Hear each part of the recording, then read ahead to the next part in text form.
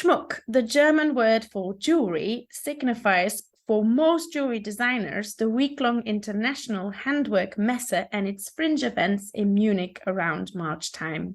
The jewelry section of the international fair has been running since 2008, annually attracting jewelers from around the world to showcase, be inspired, or connect with others in the field. Alongside several exciting fringe events in Munich that accompany the show, it is the Talente and Schmuck competition selections that are always a highlight for me during the event. This year, the curator for the renowned Schmuck 2023 selection has me counting down the days to see the show.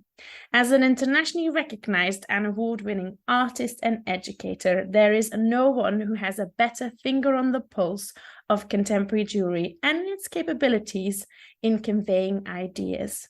Her own practice has successfully crossed disciplinary boundaries, and in her role as an educator, she has supported a range of jewelry designers to develop their identities and set up projects where jewelers tackle themes such as the plight of refugees, mental health issues, politics, consumerism, and much more.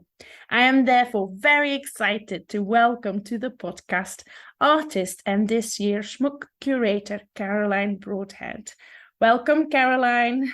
Thank you. Yeah, delighted to be here. So, Caroline, to start, could you tell us a little bit about yourself and what it is that you do as part of your artistic practice and beyond? Well, I suppose I've always liked making things, and that's what drives me. So I studied jewellery design at college many years ago, and that time it was in the early 70s. There was an excitement about stretching what were seen as boundaries of various different categories. So the scale of jewellery changed, the materials that was made out of, where it was worn, subject matter, etc. So that was exciting for me to be out of college at that point. And after a few years of jewellery, I made a shirt, and essentially the idea of linking two wrists together with long sleeves. And then clothing became part of my focus for the next 10 years or so. And so, yeah, the idea of using a larger part of the body was interesting, and it touched on ideas of identity and stuff, covering up, dressing up, etc. And then I started working with choreographers and dancers, working with moving bodies and the dynamics of clothing. And one collaborator that I started working with in 1997 was Angela Woodhouse, and I'm still working with her now after about 10 pieces together. So we're just in the middle of a research and development of a thermal imaging video work on the theme of touch. So that's one thing I'm doing now. And then other works have involved chairs. I've done quite a lot of things to do with chairs, and I see that as being closely connected to the human body and its expectations. So the chair has got arms and legs and a back and a seat, etc., all made to the dimensions of a body, and they're made to support you. So I guess if one questions that, then it transmits a sense of instability or unreliability. So, and then I've done collaborations with other people, namely my daughter Maisie several times, and she works with photography and takes inspiration from old master paintings, amongst other things. And we've connected with ideas, but we have always made independent works. And then other things I've done, I've been drawing on photography and installations, and I've also taught for many years across crafts courses, textile courses, and mainly jewellery courses. And most recently running the jewellery design course at CSM. You mentioned collaboration with other people for your practice, and that's something you've done from very early on. How important has collaborating been in your practice, and what makes a good collaboration in your opinion? So I think collaboration is really an interesting process. What makes a good one? I think it's to do with communication. I think it forces you to say what you're doing, say what your ideas are, say what your aims are, and be articulate about how you're responding to other people's ideas. So it's that kind of exchange of views and also trying to find that path which combines both. So in a way, I think teaching is also a bit of a collaboration where, again, you're trying to put into words, your responses to certain things, whether that's a sketchbook or a test piece or something, you're having to force out some words, which if I'm working on my own, I don't force the words out all the time. So even though I sometimes try and write notes, it's not the same as having somebody in front of you who requires an answer to something. So I think that's a really useful process. And I think the best sort of collaboration is just where something happens which you wouldn't have done on your own, really wouldn't. You've surprised yourself and I've done something unexpected, I suppose. You are now a renowned artist working across various media, but what drew you to become an artist, and how and where did you gain the various skills? You mentioned the jewelry course, but to work across all these different media, how do you gain your skills? I don't know, nothing formal, I don't think. But when I was young at home, my mother used to, and my grandmother used to knit and sew. So I did that too. I used to draw. And I first became interested in metalwork when I was at school. I went to a kind of a progressive school for my sixth form years, and there was a ceramics studio there, and taught by a ceramics tutor. But he did all sorts of things, finding out for himself along the way, along with me. But we made, I made silver earrings and Egyptian paste earrings and enamel things. So it was terribly basic, but I really enjoyed it. So when I found out you could study jewellery design at college, I applied to Central School of Art and Design, as it was then, now Central St Martin's.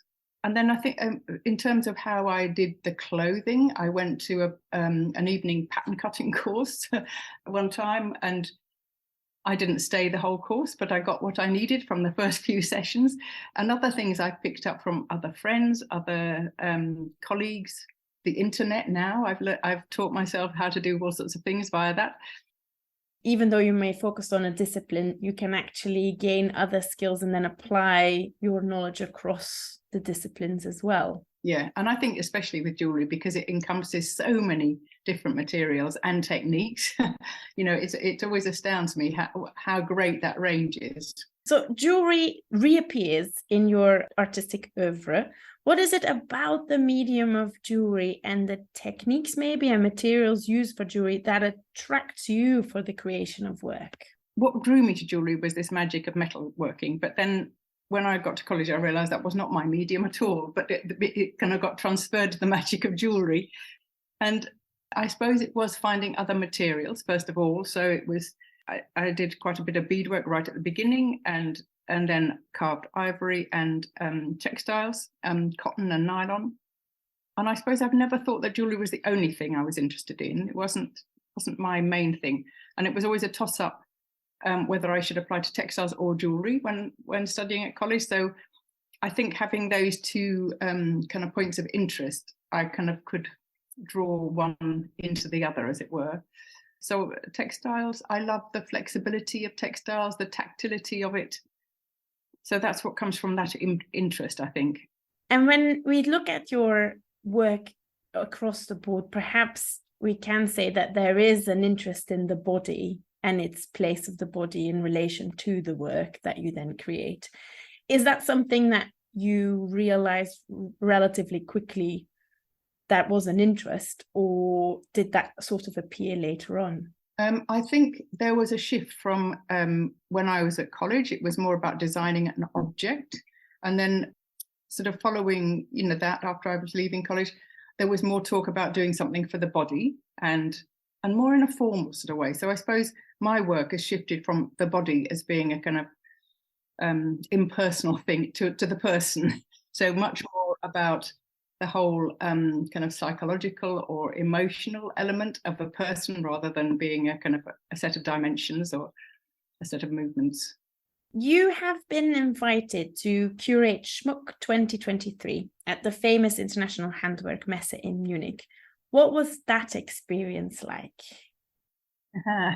Well, obviously it was a great honour, which I was delighted to be part of it. It's also, it's a bit daunting as well. It's huge responsibility. And I was pleased because when I've been to see Schmuck, there's not always a very strong presence of jewellers from the UK. So it was very nice to be invited and kind of represent the UK in that way. It was fascinating to see what was submitted and from whom and from where. So again, it's the scope of the interest in contemporary jewellery by jewellers is wonderful. Yeah, so a huge range of work.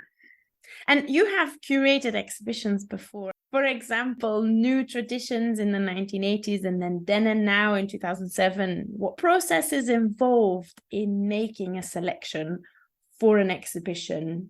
I think those two are very different, because you start off with an idea and then gather work that kind of substantiates those ideas and put them in relation to each other and that sort of thing, and strengthens that position.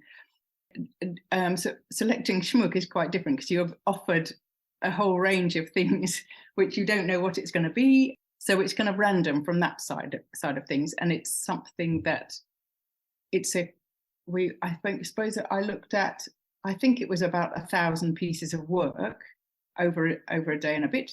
So because it was 600 or so makers, and each person was submitting more than one piece. So you have to make a decision kind of very quickly, and almost no time to really think about things. You know what I mean? But so in a way, it was a great challenge to see what was the criteria I was using, how did I feel about these things in that kind of very kind of roller coaster style way of doing things. And there were pieces that, you know, I kind of put on hold and looked at again and again. Some things were definite yeses, some things were definite nos, and then there's that difficult bit in the middle where you're trying to select it. I think the number of exhibitors was meant to be 65, and then it went up, and then it's gone down to 66 now. One person couldn't exhibit, but trying to get it down to that number at the end was very difficult, very very hard. I can imagine. That sounds like a real challenge to me too. Yeah. You mentioned 66 artists whose work will be on show.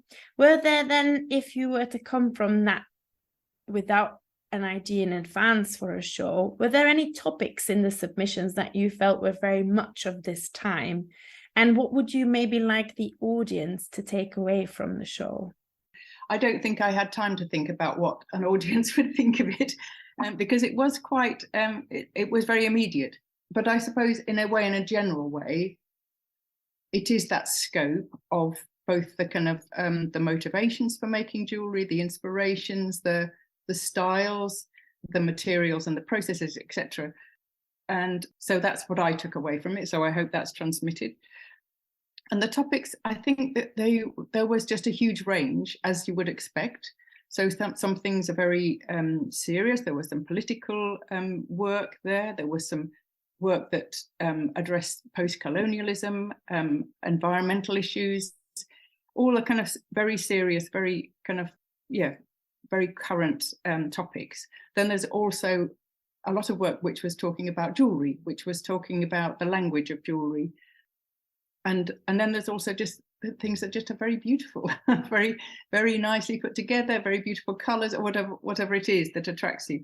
So I think there's a whole range of things, and so there's not particularly one direction that's emerging, but the scope of it is there, I think.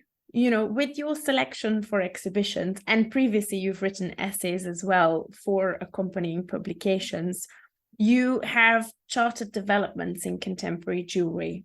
Are there any developments in the field that you're particularly enthusiastic about, that you saw perhaps through the work at Schmuck? Well, I think it is those serious issues, actually. I think that's really very encouraging, that I suppose in the general sense of the word, jewellery is seen to be a luxury still by most people, an accessory, and not terribly important in the scheme of things. So I think when it takes on major issues, there is something that's very encouraging, that people are looking beyond a kind of a small enclave of a particular craft or art, and taking on these wider concerns and doing it very well. You mentioned that, you know, you like to go with pieces underpinned by strong ideas. Could you perhaps elaborate on what is a strong idea in your opinion, and maybe give us some examples of pieces that do that particularly well, you think? Yeah. Well, I think a strong piece is something that does something quite simply, but is a kind of complex idea. And I think, you know, for instance, within that kind of field of talking about the language of jewellery, I mean, one example would be Lin Chung's pearl chain. And so where she's taken a kind of string of quite large pearls and carved them into chain links. So once you've seen it, it's an incredibly straightforward and simple idea, but nobody's ever done it before. So wow. And I think so. It's also that combination. It's a chain and a string of pearls. So it's two iconic pieces of jewelry in one, which makes a very particular, strong piece. And then I think the narrative behind it being that it was her mother's string of pearls, which were given to her on her mother's death, and not wanting to wear them, but wanting to maybe incorporate them into her practice and give them a different life. I think there's also something very touching about that. And I think there's another piece that I'll talk about is Bas Bouwman from the Netherlands. He's showing a chain made out of chicken bones, and in a way it seems a very ordinary piece. In a way, it's a chain made out of bone, but he talks about the way his mother cooked a chicken soup for the family every week, and his father ate the soup and also chewed on the bones. So he says it's a tribute to his parents, and for each of those reasons, but also to the animals that gave their lives for the soup. And then he refers to his appreciation of ethnic jewelry and the kind of magical and the natural, and the element of gratitude for animal sacrifice. So in a way, it becomes an embodiment of a whole history of jewelry, and also it's a kind of a form of memento mori. So it's a much bigger narrative than the actual piece itself. So that one's, both of those are very strong.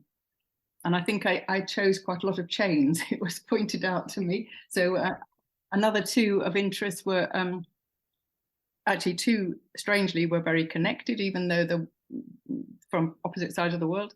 One was from Xijin Wei from China, and one was from Andrea Auer of Austria. And Xijin's was a chain made out of links of carved jade, and each one was intersected with a small roll of sellotape, sticking tape.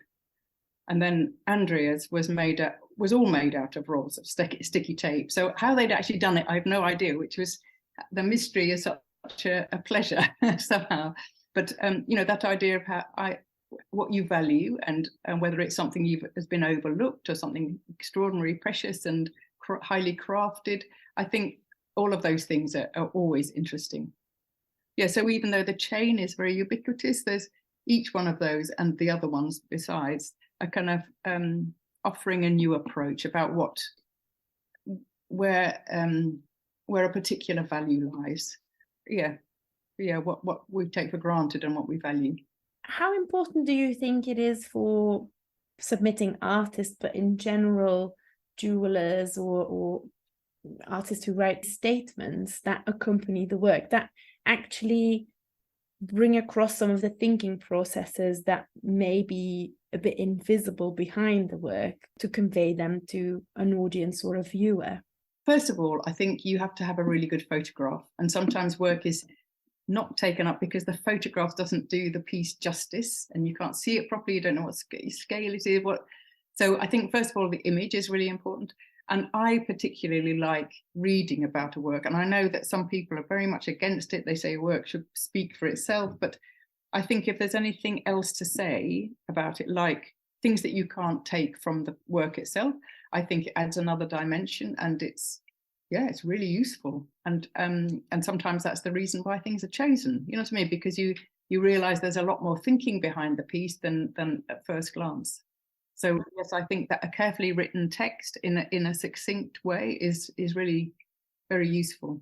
As a society, we face these significant challenges beyond those of a sort of more direct and personal nature as well.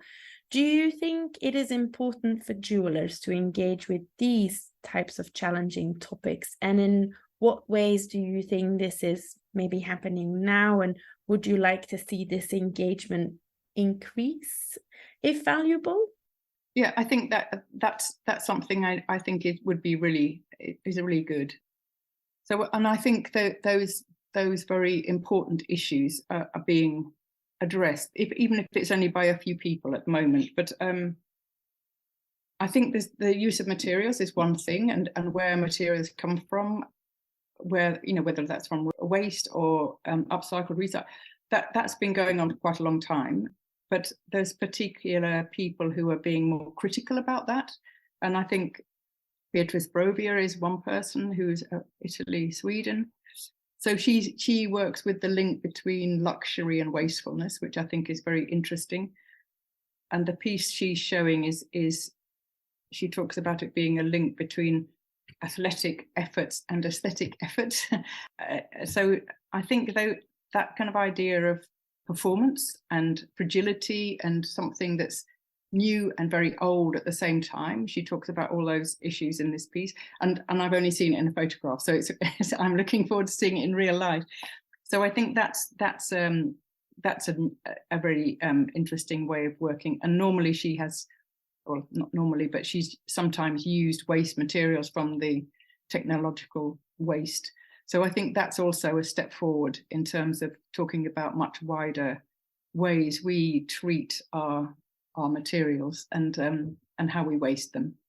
And I think there's Sarah Powell and Christina Loritz. So Sarah's from England and Christina's from Estonia. So both of them have got a piece in which have similarities. So Sarah's work is made out of the materials from the Jurassic coast, so sort of shale, flint, and chalk, I think it is.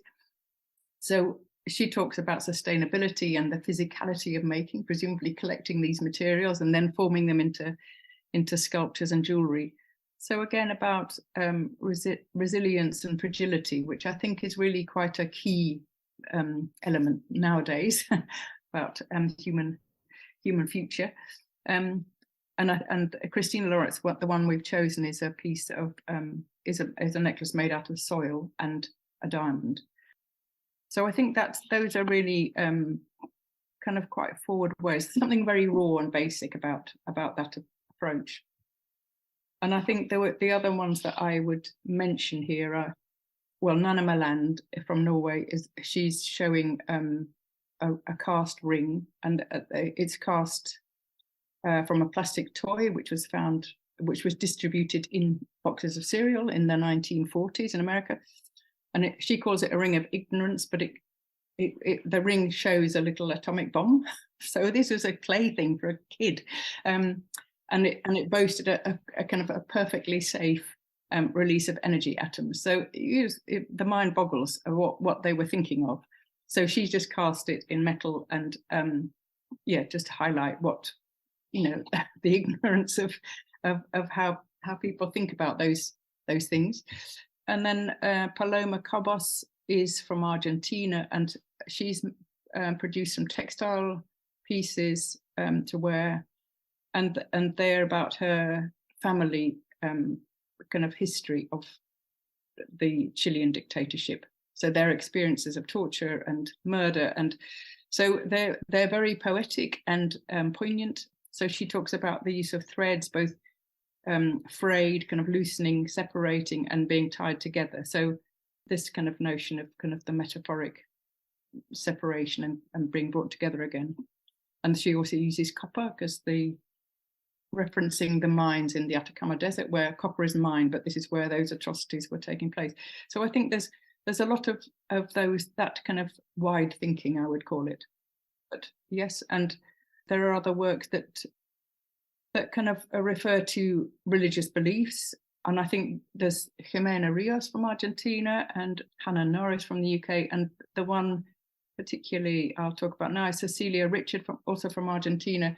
And her work is wax candles, but on a continuous wick. So it's very nice. It's like a bead necklace, but it's obviously referring to lighting of candles in all sorts of situations. So it's a very simple idea, again, very cleanly put, and but full of associations. Oh, and I think the other ones I should mention here are also kind of things with a bigger subject matter. So Neki Moa from New Zealand. So she's put in a carved amulet, and it's made of paunamu, which I've never heard of, but it's the New Zealand jade, which is it's a traditional Maori material. And she talks about it as being a weapon for the everyday. So it's about an amulet to kind of empower people.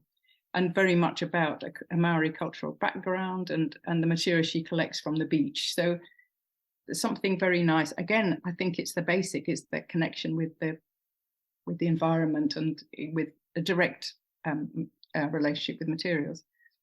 And then both Geraldine Fenn and Louisa Kuchel are both kind of talking about this post-colonial issue.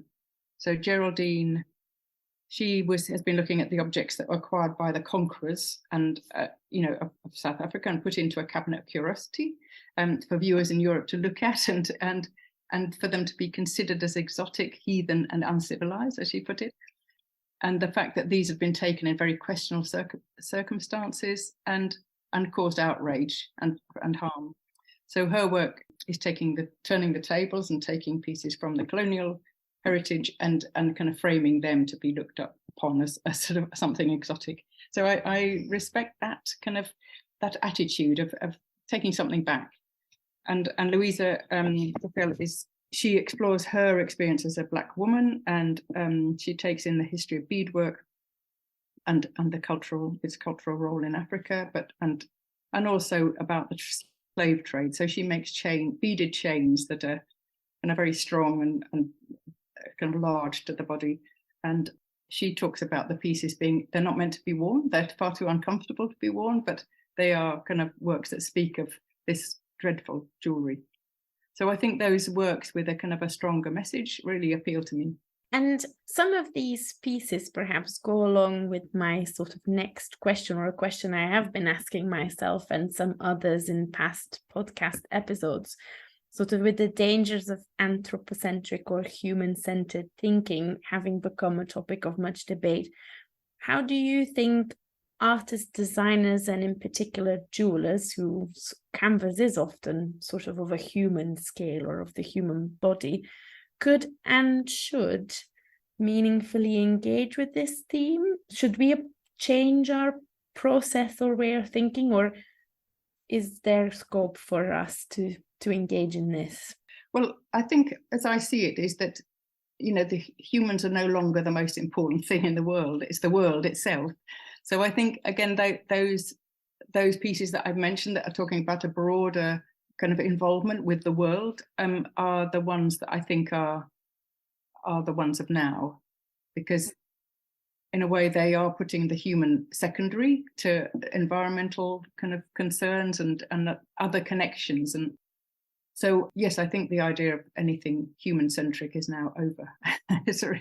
And do you think that sort of the jewelry as a catalyst for conversations and sort of activism, that actually is a thing we can use as a benefit when we're talking about tackling and discussing these ideas? Yes, definitely. That is one of the roles of jewelry. I think it is a talking point.